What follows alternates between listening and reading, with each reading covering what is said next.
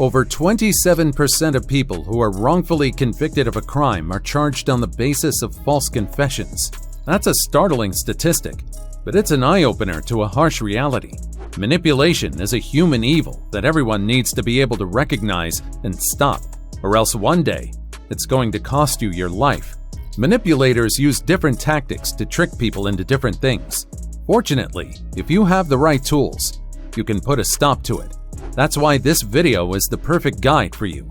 So hit that subscribe button and get ready to learn. Number 11. Learn the difference between persuasion and manipulation. Before we give you the right non-confrontational tools to counter manipulation, you need to first understand the difference between persuasion and manipulation. This is critical because most of us are unable to recognize forms of manipulation because we equate it with persuasion. But there's a difference. Persuasion is a win-win game, whereas manipulation is a zero-sum game. If someone is trying to persuade you into doing something and you're not gaining anything out of it, that's manipulation. Now let's look at some manipulative tactics and what tools you need to stop manipulation. Number 10. Goal orientation.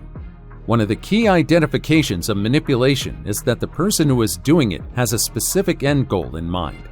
People manipulate other people because they want to gain something that's rewarding for them. Now you might wonder why they simply don't ask for what they want. There are two reasons for that. First, these people are not ready to accept anything other than what they want. And second, what they want is most likely something that you don't want. You'll encounter these types of people everywhere. It can be a salesperson who wants you to buy something you're not interested in so they can get the commission at the end. Or it can be the person you're out on a date with, and they want you to go back to their place at the end of the night. Do you see how both of these scenarios have an element of coercion in them? And in both of the situations, you're on the losing side? That's exactly it. Whenever you're in a situation where you feel that agreeing with the other person will put you at a disadvantage, you need to recognize it as manipulation.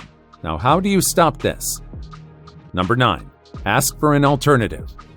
Yep, this approach is called countering the offense with an offense. In 99% of the cases, you can identify a manipulator simply by observing how they carry out a conversation. They'll present you with choices to give you an illusion of control, but none of those choices will give you any benefit. Now, the best way to counter this is by asking questions. Naturally, human beings associate questions with an offensive line of reasoning and answers with a defensive line of reasoning. When you throw in a question, you take charge of the dialogue. A specific counter to such a situation is, what other options do we have instead of doing what you're suggesting? By doing this, you'll throw the person off his track and he'll have no choice but to give you a suitable option. This works because a manipulator will never admit that there are no other options, because that will stand equivalent to admitting that they're trying to coerce you into something you don't want to do. Number 8. Informing you about your feelings. Have you ever seen a hypnosis? It's a form of therapy where a professional will ask you to do different things to improve your psychological state. But have you noticed when you're in the middle of doing an instructed act, they'll say leading statements about how you should feel? For instance, they'll say something like, "Do you notice how calming this is?" Or, "Observe how you're letting go of all the negative emotions."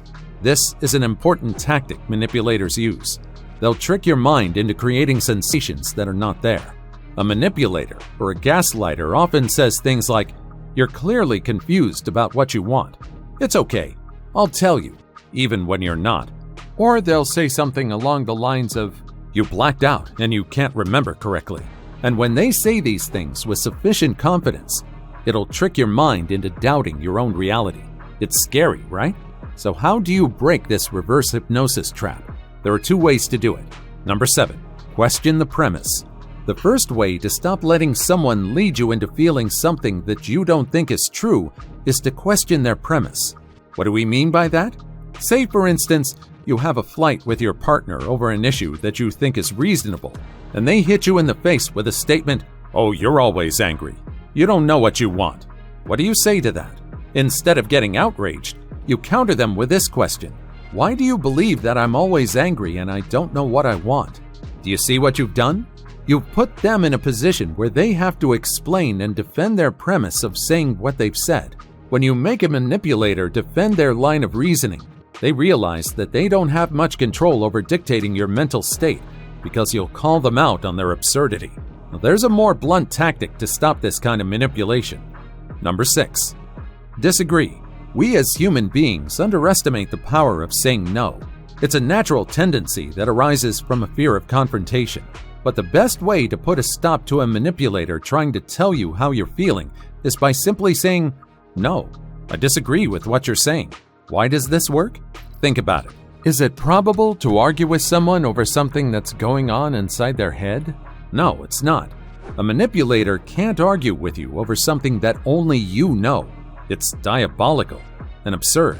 But it's possible that a manipulator will resort to another tactic apart from telling you how you feel. Number 5. Presenting opinions as facts. Oftentimes, we don't realize that our belief systems and opinions are based on other people's opinions. This is because we don't understand the difference between facts and opinions. Manipulators take advantage of this. Let us explain this with a simple example. You decide that you want to buy new shoes. You have a specific shoe style and model in mind. Now you go into a shop, and a salesperson picks out a shoe for you and tells you, "These shoes are for you." That's not a fact, but do you see how it was presented as one? They don't know what you want, but they're still trying to tell you, in a factual way, that this is what you need to do. That's straight-up manipulation, and there's an easy way to put a stop to this. Number 4. Ask them for evidence. The best way to signpost to a manipulator that they can't play their tricks on you is by asking them this: "What makes you think this is true?" When you do this, you're essentially asking them for evidence for their factual opinion. You're forcing them to give you facts to back up their opinion. So if someone is telling you that you're always so friendly with other women because you want to sleep with them, a simple, "What makes you think this is true?" will force them to provide you with substantial evidence for their claim. When you put a manipulator on point, you're leveling the playing field and regaining control of the situation. Number 3. Social proofing. Now, another way a manipulator will try to trick you into doing what they want you to do is by using something called social proof. In situations where people are ambiguous about what the correct norm is, they go with the flow. They'll conform to what most of the people are doing because they assume it must be right. This tactic is highly utilized in marketing as well. However, ambiguous social proof is different from using facts as social proof. Manipulators concoct social proof, or they use uncertain facts to cajole you into thinking that your behavior is abnormal. Ambiguous social proof can sound something like this: "Everybody at the reunion thought your dress was bad," or "Everyone knows that you're a moody person." Now, you can avoid getting trapped in this spiral by either using the previous counters, or you can give them a taste of their own medicine. Number 2. Flip the script.